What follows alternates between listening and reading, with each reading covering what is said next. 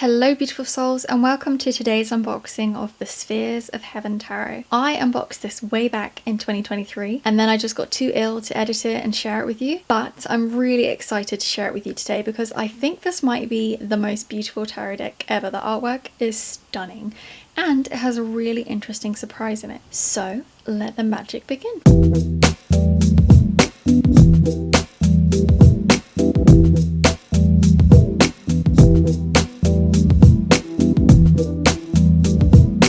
Hello beautiful souls, welcome. Today we are unboxing the Spheres of Heaven Tarot. I actually got this deck a couple of months ago on the Hay House end of summer sale and I have been waiting to unbox this with you. I have to be honest, I have actually already opened this deck and had a little sneak peek, so I thought today we would do the unboxing like this as a flat lay. Because I have done that, I'm really sorry guys. I was going to unbox it and film it with you when I was unboxing the Divine Initiation Oracle recently, and I'm not gonna lie, I got really excited. I took off the plastic wrap because it was a sunny day when I was filming, and then my excitement got the better of me and I might have had a look. I just had a sneak peek through. I haven't had like a proper good look, but then I was like, well, now that I've seen it, it's not really going to be an authentic unboxing if I film it with me face to face. So I was like, I might as well just do this beautiful flat lay for you. So instead we're just going to do it like this today. But I have to tell you, it's a gorgeous deck. And the reason I ordered this deck was firstly, I just loved this artwork. And secondly, this deck comes with the choice of 3 Lovers cards for you to choose from for the Major Arcana, which I thought was really cool. I've not seen that anywhere else. And I was like, oh my god, I have to check that out and see what that's about. So I think we should just dive straight in and have a look at the deck together. Okay, so let's take a look at the box itself. Obviously, you have a beautiful design. I'm not sure what card this is going to be in the deck. Obviously, it'll be one of the Major Arcana. That's what they usually go for. I have to say the artwork reminds me a little bit of the White Newman Tarot, and I think that's what drew me to it initially. There are 4 creators who've worked together on this.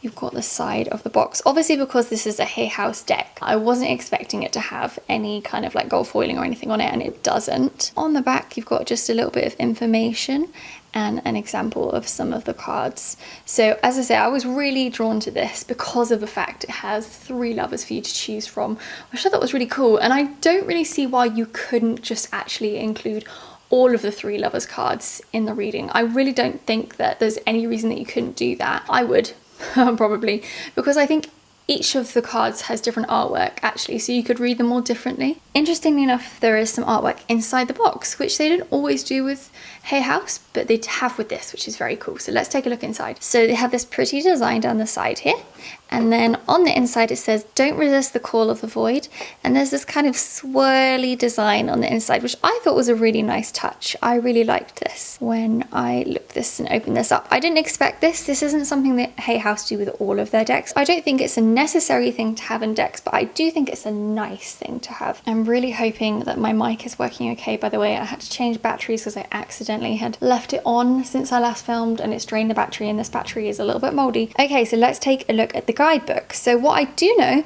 is that they have put the Major Arcana matched with the 22 Hebrew symbols for the alphabet, so like Aleph, Mem, Shin, etc. I'm slightly familiar with that. If you're not, obviously you're welcome to look that up. So there are 4 creators who've worked together on this, which I think is really interesting. So there's a little bit of information about everything, and I mean, I haven't read all of this yet. As I say, I've literally just flicked quickly through the deck, so I don't know everything about this. So information about the creators I think will probably be interesting. So a little bit of information here about the cards and some history. I think they've done quite a lot of research, and I think this is quite a mystical deck, which I think I'm going to vibe with it really, really well. So if you're somebody who's quite advanced in tarot, or if you're somebody who is looking for a challenge, I think this deck is 100% going to be for you. So they've got some card spreads you can try, and then they've got information on the cards, so the Major Arcana, and it does say here about how they've connected them to the Hebrew letters. So there's no artwork in here. It is just literally information on them. I don't think they've written anything about them being reversed, so I'm wondering if they don't really think it's that significant about it being reversed. I guess that's kind of up to you if you want to work with them reversed. It's up to you, of course. And then there's a little bit of information about the people we worked on it together, which is pretty cool. Okay, let's start with the back of the cards. Now, interestingly, they have designed it so it would be very obvious if the card were reversed. Now again, I guess that depends if you are somebody who chooses to work with tarot reversed. I do. I think that's quite important to work with any deck if it's reversed. So you've got this beautiful, I think it's a serpent, but I think you could also argue there's a bit of dragon energy going on here. I think all the symbology in this will be important. I haven't read through the guidebook, so I cannot tell you what the symbology is here right now, but I think even these branches or leaves and these flowers will have something important going on here. And let's just look at the cardstock. It's okay. It's not super tough, but it's also not flimsy. So I think that the cardstock's actually not too bad. Okay, let's go through the major arcana, which I have to say I think are really beautiful. You can just see the Hebrew lettering here. If you understand the Hebrew lettering, you will see it throughout. I think the artwork in here is really stunning. I love the colorways that they've used. There you go, there's the Empress. I can't believe I forgot that earlier. I love the designs. I just think that they are absolutely stunning. As soon as I open this, as I say, I only went through it really quickly. Right, here we go. Here are, so you've got the Lovers number 1. Now, I didn't notice this initially, but you could argue this looks like a pregnant belly. I think it looks like a swath of fabric, but you could say there's pregnancy here with 2 lovers. And they look very much like young love, like there's like real deep love, I think, going on there. This is the Lovers number 2. Now, to me, you could argue this polyamorous relationship, or you could say that this person is like marrying them, uniting them because they've got their arm around, bringing them together. So I quite like that card in terms of marriage. Then you have the Lovers number 3.